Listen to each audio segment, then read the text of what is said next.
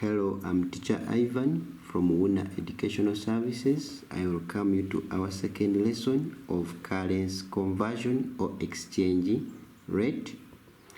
We have so far looked at two examples of currency conversion, and we are to continue and look at two other examples before we go to another aspect. Otherwise, in this particular example, we are told that Johnson visited Kenya for a holiday.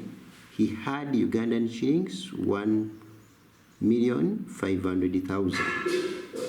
He spent Kenyan shillings 60,000 during his stay in Kenya and exchanged the remainder back to Ugandan shillings. If the exchange rate was 1 Kenyan shilling is equivalent to Ugandan shilling 12.5, then they want us to find Johnson's remainder in Ugandan shilling. So, first of all, he had 1.5 M Ugandan shilling. We need first convert what he had to Kenyan shilling. So that is using the exchange rate given to us, 1 Kenyan shilling is equivalent to Ugandan shillings 12.5. What about X will be equivalent to the 1.5 M. So when we cross multiply, this gives us 12.5 X equaling to 1.5 M. So when we divide by 12.5 by 12.5, we end up with X as 120,000. So meaning that therefore the 1.5, 1,500,000 Ugandan shilling is equivalent to 120,000 Kenyan shilling. And therefore, we are told that during his stay in Kenya, he spent 60,000 during his stay in Kenya.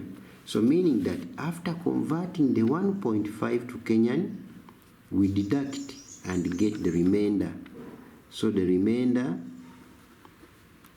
will be 120,000. We take away the 60 he spent while in Kenya.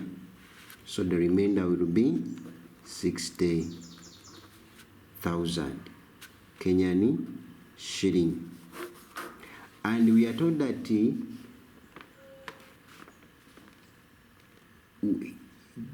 during his travel back, he exchanged from Kenyan back to Ugandan when he was coming back. So we have to exchange the remainder, which is 60 Kenyan shillings, 60,000 Kenyan shilling back to Ugandan shilling using the same exchange rate. So that is, if 1 Kenyan shilling equals to 12.5 Ugandan shilling, what about the 60 Kenyan shilling? This will be 12.5 times the 60,000, which gives us, if we multiply 12.5 times the 60,000, it will give us 750,000, meaning that after spending 60, he remained with 60, which he converted during the departure and was given 750,000. So this is his remainder in Ugandan shilling. So that is number 3. Then we go to number 4, the last example concerning foreign exchange, and this will be from buying and selling. So we are told that we have the foreign currency and the buying and selling rates. So a euro is bought at shillings 3,500 and sold at shillings 3,500. Then a pound is bought at 4,000 and sold at 4,200. Now, the question is, a tourist arrived in Uganda with 1,300 euros and exchanged for Ugandan shilling, spent 2,320,000 and converted the balance to pound sterling as he was leaving.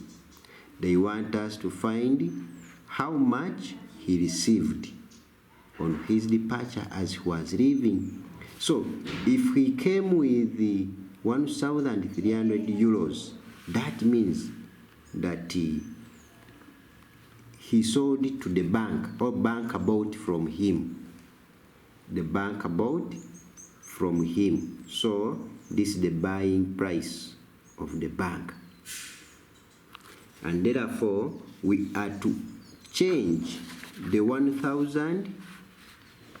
We are to change the 1,300 euros to Ugandan shilling. But we shall use the exchange rate of 3,400 since this man is selling to the bank. So we use the buying rate. And therefore, that means that if 1 euro is bought at shillings 3,400, what about the 1,300 euros? This one's about at 1,300 times 3,400. So that gives us a total of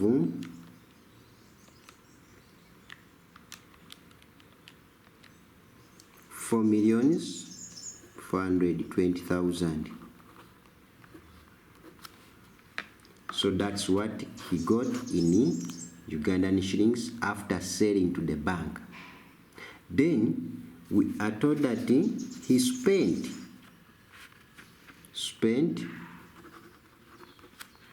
2,320,000.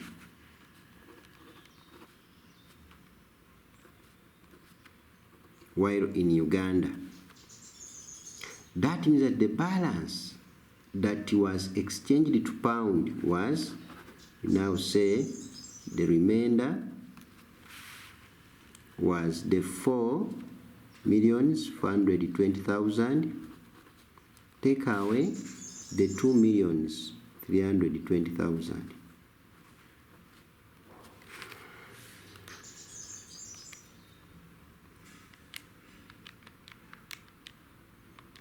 So that gives us, when we subtract, we shall have 2,100,000. So this is what he remained with after spending 2,320,000. He remained with 2,100,000. And now it's this that he changed to pound. So we come back to our exchange rate. We saw that when he was coming, he sold the euro to the bank, and the bank bought at this price.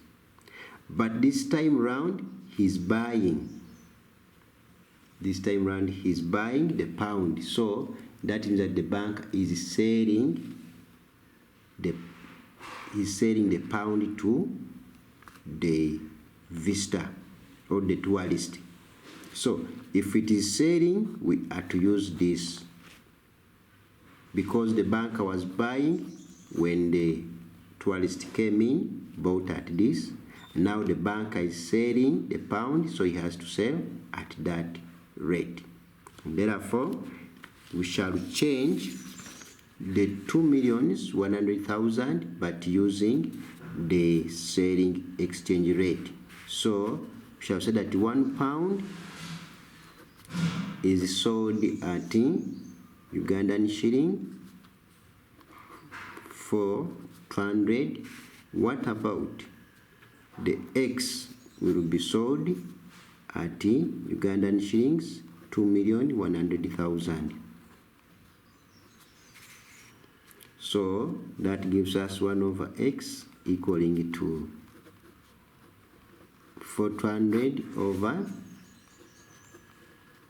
2,100,000, and that gives us X as 2,100,000 over 4,200, which gives us X as, when we divide, we shall end up with 500 pounds, and therefore he received 500 pounds on his departure. So you must be conscious what rate do we use when buying and what rate do we use when selling. So when you are given a question that involves buying and selling, this is what you must know. Let's come back. When a visitor comes in a country, he's the one to sell and the bank buys. When he's leaving the country, he's the one to buy a foreign currency and the bank sells. So that's what you must know when dealing with the exchange rates that involve buying and selling foreign currency. Otherwise, that marks the end of exchange rates. Our next topic will be profit and loss.